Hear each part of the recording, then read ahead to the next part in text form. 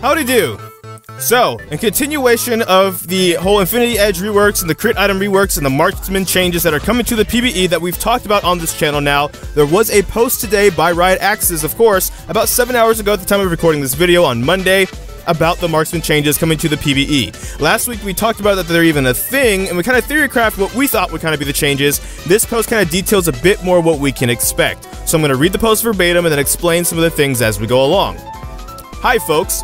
We're going to be putting a bunch of Marksman stat and item changes on the PBE over the next couple days.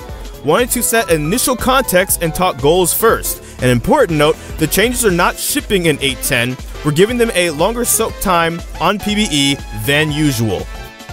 So kind of like we mentioned last week, the changes might be coming in 8.10, but they're not actually going to be off the PBE in 8.10. By coming in 8.10, they're coming to the PBE for testing, and so we can get an idea of what they look like. So with that said, Marksmen as a class have been too strong for a while. Though that's actually a point of debate. You could say it's because of support role or Ardent Sensor that made them strong rather than them being strong themselves, whatever bias aside, and express that strength in ways that only produce only a few game states. Early setbacks in lane don't put hyperscaling carries behind enough to really matter, so most lane bully marksmen have vanished or moved to other positions. The bullies who remain tend to be champions who can also be able to late game carry if they win lane, namely crit scaling lane bullies like Caitlyn and Rageblade champions like Varus.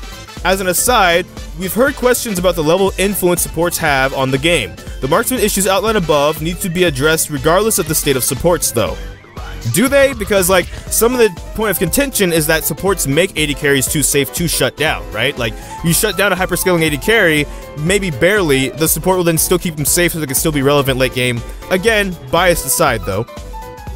The changes coming to the PBE are meant to ensure that when crit carries fail in lane, it really matters, while also setting other playstyles up to carry better off the back of a good lane. This breaks down into a few themes. Crit carry turn on time and reliability. Getting to 2 items, Infinity Edge and Zeal upgrade, usually makes a crit marksman the most valuable champion for their team, regardless of how ahead or behind they are. 2 items isn't a very high threshold for that level of impact. In all, but the most lopsided games, both marksmen hit their 2-item crit scaling spike. We want to push back the moment of turning on, so early failure is appropriately punished, and going even in lane doesn't guarantee dominance on mid-game. This gives other carries and positions more influence in matches where neither marksmen become obsessively fed in lane, moving us away from a bot-centric coin flip meta. Okay, sure.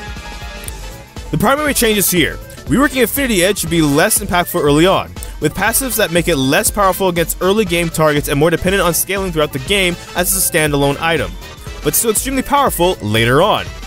Simple efficiency nerfs to Zeal items. Another thing to mention is bot lane sustain has crept back up again. As usual, this means less action in lane, which puts high priority on scaling champions. So, we are also putting some nerfs to marksman lane sustain, with base health regen nerfs. Not a fan of that, but we'll get into that later. Fleet footwork nerfs, I'm more of a fan of that direction actually. Get into that again later. Homogeneous playstyles. Not every marksman wants to play the crit carry hyperscaling game, but crit builds are too smooth and too synergistic, while other builds haven't been supported as well. We're planning on better enabling other playstyles. The spell slinging of Lucian, the raw AD snowball of Draven. Oh boy, we all want Draven back, don't we? Said no one ever. By improving access to the types of effects these builds need to succeed while making crit builds less perfect. So for example, reworking Essence Reaver to function as a standalone item. It'll still reward combat patterns that combine auto attacks and spell casts, but without the dependency on crit. We kind of talked about that last week when we theorycrafted the Essence Reaver rework. This is kind of it. It's not going to be dependent on crit. It's going to be a more early game item. It's going to be something you can build first item on things like lane bullies such as Lucian, Draven, etc. A new BF Sword upgrade, Storm Razor, that makes your first attacks in combat more impactful. Think of it like an AD carry-centric Dustblade. In terms of Dustblade, if you're stealth and you come out of stealth and you attack somebody, it does a bunch of damage. Think like that, but for AD carries.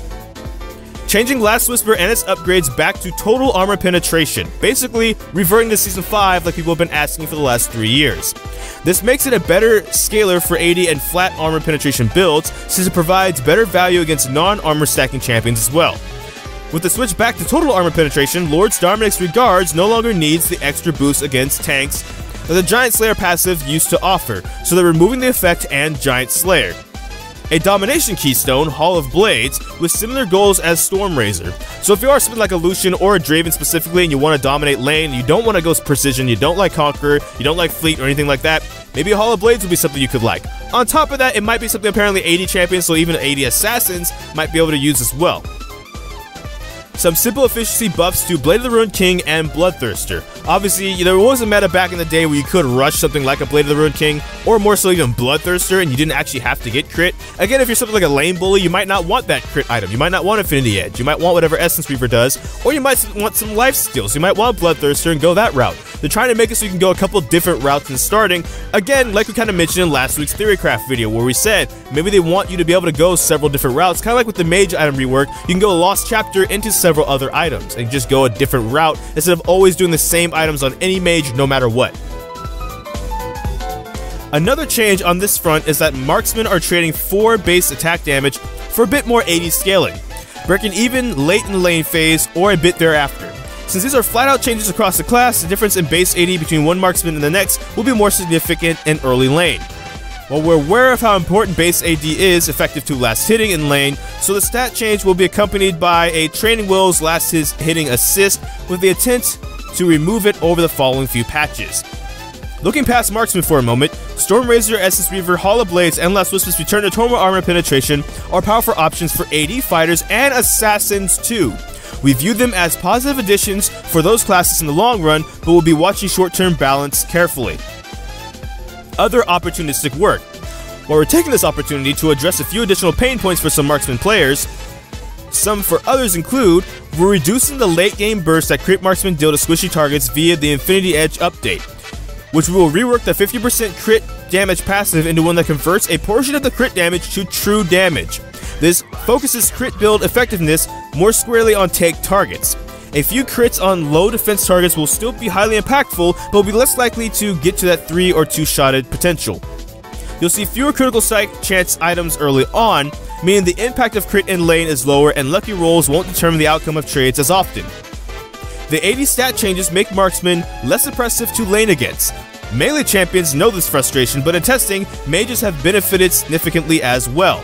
Small changes to a number of non-crit available items to marksmen and light fighters, likely including Maul of Mortius buffs and Guardian Angel tweaks. Changes to Executioner's Calling and Mortar Reminder aimed at preserving their place as niche purchases in the game. These haven't been locked down yet, and you may see a few versions while the marksman changes are on the PBE. With finally, feedback please. As mentioned earlier, we'll have 2 patches of cycles to address your feedback before shipping these changes. Once the changes hit the PBE, we'll appreciate feedback on the following areas. Questions. Are you finding a good use for each of the newer reworked items? Are these items' designs exciting, as a soul leader is interacting with marksmen understandable? Thanks everyone, Riot Axis. So this video now will act as my feedback, if you will, to some of the things that we kind of read over. Primarily the thing about nerfing the base regen on AD carries to make them better to bully in lane. I personally thought that was kind of already fine, and Fleet Footwork was more of the problem. So while I'm happy to see that they are in fact going to be nerfing Fleet Footwork, I feel like that could run the risk of doing the whole, we nerf Sejuani, now we're also nerfing the things Sejuani builds and not rebuffing Sejuani later. I feel like you actually maybe don't have to hit the base regen and just go after Fleet Footwork. Honestly, because especially back in the, Dorn Shield and Relic Shield meta, that was really oppressive and made it hard to bully someone out of lane. I think now that that meta has passed, if you still just go after Fleet Footwork specifically, you can still accomplish the goal without really having to bully someone's base regen. Another thing in general is the whole concept of Infinity Edge and stuff not bursting as well late game. As far as I'm concerned, people whine too much about late game damage on champions, period. Not just marksmen, but period.